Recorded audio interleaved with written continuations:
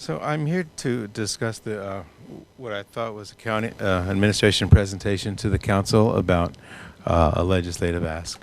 So I thought I'd have a chance to hear the presentation and then perhaps then comment on it. So I'm sort of speaking blind. Please forgive me for not knowing. I'd rather comment knowing what the administration is going to ask for, but I don't. But I have been asking them to make an ask to the legislature for a special session. I've been asking as loudly as I could for a couple of months now. So I'll speak to the issue in general the best I can briefly. It's my understanding that the administration is going to ask the council to join them in requesting a special session with a list of bills that we may need and with an appropriation request for money. I think the list of bills, I trust the county's attorneys to do that well, and we may add some other amendments that I think we might need. But let me just talk about the amount of money to be asked for, because I think that's the big thing in some ways. It's my strong recommendation that we ask for plenty of money. Not be shy about it, and it's not the time to go small. It's not the time to be cautious about it. First of all, we have a crisis that we don't know how much it will cost to fix. We don't know, it hasn't ended yet, but it will be a lot. We've lost all our county, all our ocean recreation areas. We've lost plenty of county roads as well as state roads. We've lost a massive amount of economic activity. A lot of farms lost that I think we ought to replace, as well as residences. As you all know, I've been pushing for a residential relocation proposal that I hope will be part of the ask. But ultimately, I have heard it said that the county may be planning to ask for a modest amount of planning money now and come back next year or the year after that for some, build-out money. And I want to say in the strongest terms, I think that would be a very bad strategy. I think we have one shot. It's like we're a batter stepping up to the plate here. There's one pitch coming at us, and we only get one shot. Because in our special session, while we're in crisis, I believe the answer will be yes to what we need. Whatever comes up next year in regular session or the following year is going to be mixed in with everybody else asking for money for everything else. It's just going to be part of the general shuffle. We only have one chance to ask for this. To put things in context, Kauai got $100 million after their rainstorm. They got it in a week or two. And the big reason why Kauai got that money is because they asked for it. Hawaii County has not asked for it. So this is our big chance to ask. Please don't underestimate our needs. And I hope that no one thinks that we're wasting taxpayer money, because the state spends tens of millions of dollars every year, hundreds of millions, of course. Puna, going back 35 years, Puna has gotten less than 5% of the investment that every other geographic district in our state has gotten. On average, less than 5%. So it's not like we've ever overinvested in Puna, and this is the one time the state legislature will say yes to Puna's needs. Our needs are great. Our needs are greater than we even realize right now, so please be bold about your request for money to help Puna in our crisis. That's really about it, except that I will be available for questions if you have any, and thank you very much. Thank you very much for your testimony. We were told that we have to get things by a certain date to present to the legislature in regards to a plan on what we want to do as far as long-term planning. And they gave us a deadline on that. Even that, this morning, I am told of the dissatisfaction of my work because I did not involve certain people. And as I told people that made that observation, then the mistake was mine. I was just trying to meet a deadline to give it to the governor and present it to the council. And because the criticism is that I did not afford opportunities for input. I don't think that was a mistake, but because what we're trying to do is develop a conceptual plan of what we want to do, and it is that conceptual plan that you present for people to make input. And that is what we're trying to make the legislature understand, because God knows I need their help as well as the governor's help. And I'm not going to do anything stupid to offend them, to risk jeopardizing any possibility. But I do want to say something to this council, because you represent the people, of what we're trying to do in regards to that long-term plan. I think if you look anywhere in the 50 states of the United States of America, you will not find a county government level that is trying to do this type of planning and care of the people that we represent. Because it is hard work, it is complicated work, and it is work on top of your work. Even back to the tsunami of 1960, where is the only resemblance of what we're trying to do, and it is much more complex than that. It was the state government that did that, took the lead, not the county government. I think if you look at a lot of the things we are doing, it is almost all of the county government lead to do it. I think, we would be blessed if someone else says, no, that's our job, we'll do it. Would you just participate with us on it? Because time is in essence, we're doing it. But to you, the members of the council, the community of this island, the legislatures, and the federal government, it's a conceptual plan, rushed, so we can meet deadlines, so we can ask for a special session, so we don't jeopardize this one possibility of a good chance of doing something or long-term development for this island and the thousands of people who got caught in this situation. In regards to the criticism of what we're trying to do here on the long-term plan, it is a conceptual plan that I impose a deadline on poor staff members to get it done. So we could make a copy presented to the governor this past week.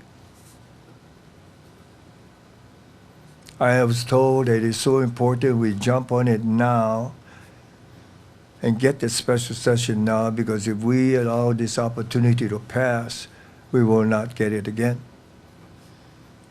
Yes, I took also that opportunity to say, can I input in a special session reevaluation of the GET in regards to the use of the GET to expand it, for the council to review it again, and also if that is done, will you consider taking in regards to allowing the county government to be more flexible in how that money to be spent?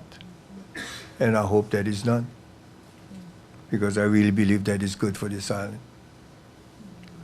And going back to the plan, it's conceptual.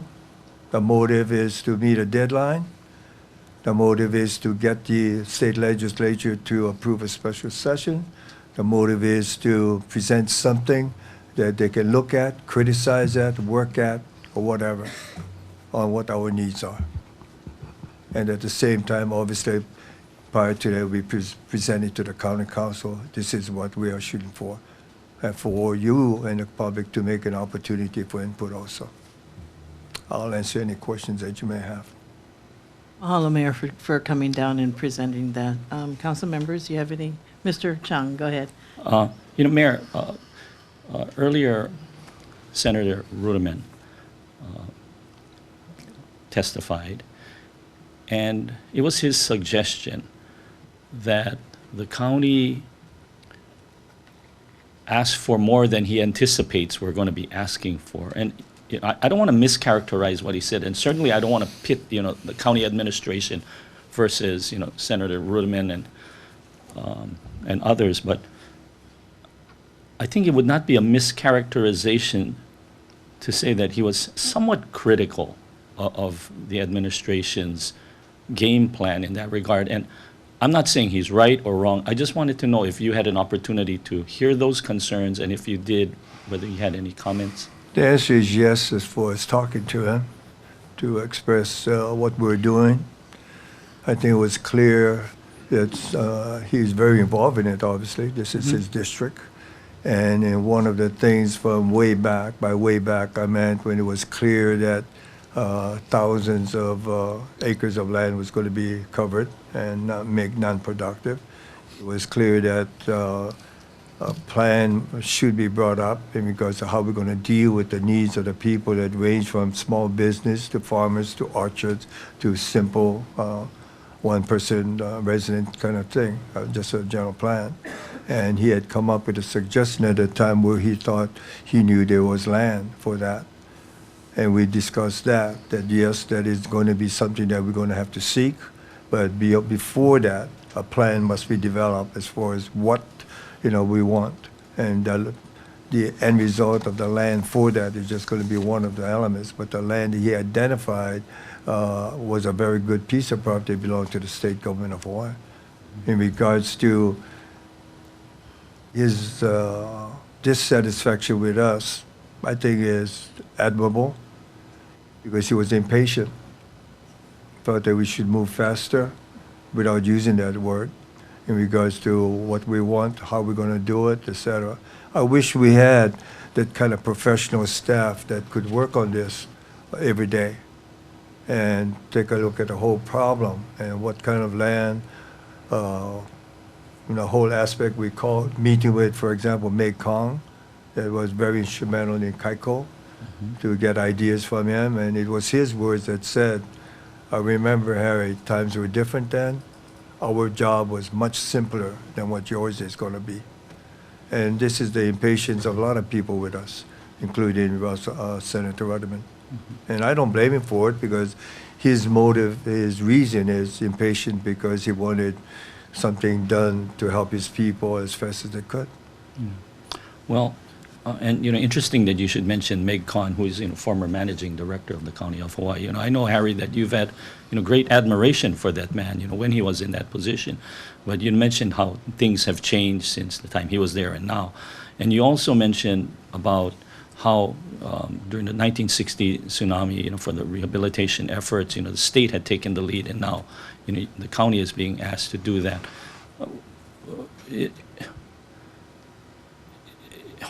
What kind of efforts have been made by the state? I mean, why is it that we're taking the lead on this? I mean, it seems that they have the greater resources, and we're going to be asking them for things. Ultimately, they're going to be making the decisions, right, in terms of financial resources. I'm wondering what kinds of efforts have been made at the state level, and what more can we expect from them?